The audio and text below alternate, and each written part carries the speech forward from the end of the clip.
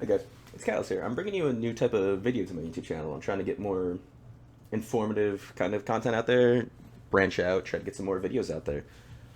But what we're going to take a look at today is actually the fact that Ubisoft has moved away from the relegation promotion format they've been using since, Pro League started. Admirable that they gave us a little bit of a heads up, but with CL starting 2 weeks ago, it's not a great look necessarily to mid-season be like, oh yeah, by the way, you're not going to Pro League. You just have to feel bad for these CL teams though.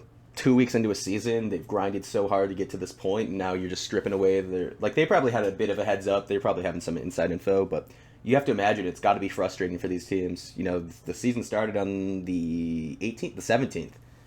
Yeah, so the season started on the 17th, and these guys are just getting the announcement on the 29th, which they're definitely not happy with. There will be no promotion in 22 and 23. Instead, teams would have been eligible for promotions will now be playing in the qualifier and have an advantage in the qualifier to attend more international events, which can be a good thing. And Super has stressed, if we take a look, we're ranked teams to go to these international events. But they're going to be fighting against, I have to imagine, they're going to be fighting against the teams from Pro League that don't qualify, unless they expand the number of teams that are going to these international events, which could be a thing, but I doubt it. And they're also pushing back the transfer window. But another thing is there's 7 players on the roster and a coach. I'm interested to see if they're gonna require 2 subs to be on the bench, kind of like the CDL did in the Modern Warfare 2019 season, which could be interesting. You see these players that are being at least giving, jobs and able to sustain themselves in the scene, which is notorious for not being able to actually hold yourself up. We're going to take a look over at Super's tweet, though, as he gives us a little bit of insight. I'm excited for these changes, both announced and unannounced. If you're an aspiring competitive player, I would ask to reserve your judgments until everything has been made clear by Ubisoft. In my opinion, this is good for both the game and the growth of the competitive scene. As we've seen, Super has been a divisive character throughout his entire career, but I think as of late, at least within the last year, he's gained a lot of respect that he didn't have from the people that hated him before. Obviously going on that Sonics run, that they won NAL invite run, top 6, I believe.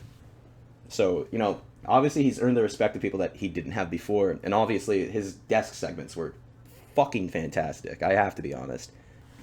Super added an element to these desk segments that we just didn't have before, where it's not just purely analytical, and it's not just to be funny and for the casuals. He bridged the gap, I think, in my opinion, and he was entertaining and was great for the analytical side of the game. Go to Gino's tweet now. Imagine winning CL thinking you can get into Pro League, but now you just get an advantage in invite quals just to lose to TSM, SSG, or Parabellum. That's kind of what you have to imagine would happen in these situations, right? Challenger League team going up against one of the middle of the pack Pro League teams, and obviously I'm not calling TSM middle of the pack. TSM has looked great with the new roster at times. SSG looks scary, man. Parabellum indeed. It's going to be difficult for any team coming out of Challenger League to take down these teams and actually get to the international events. I'm interested to see how that works, though. I do want to give that a chance. That seems like something that could be fun. I was just looking at some of the stats here. Challenger League relegations canceled. 4-way tie at top of Brazil. Victus qualifies for UCL. I was trying to see when the first match that Challenger League had was, and it seems to be this Saturday the 17th. So 2 weeks into the season again. Not great for these players' mentals, I can imagine. But other than that, yeah, I just wanted to make a quick YouTube video before I hop into scrims. I actually have scrims in 2 minutes, so we're going to hop in here, and we'll see if I even make this video, you know what I mean? Alright, thanks for stopping by, appreciate it. Yeah, it's just Catalyst again. Transfer window extended by 14 days, not 27, like I said in the video. Just want to clarify that. I think I removed it, but just in case, we're putting this at the end of the video.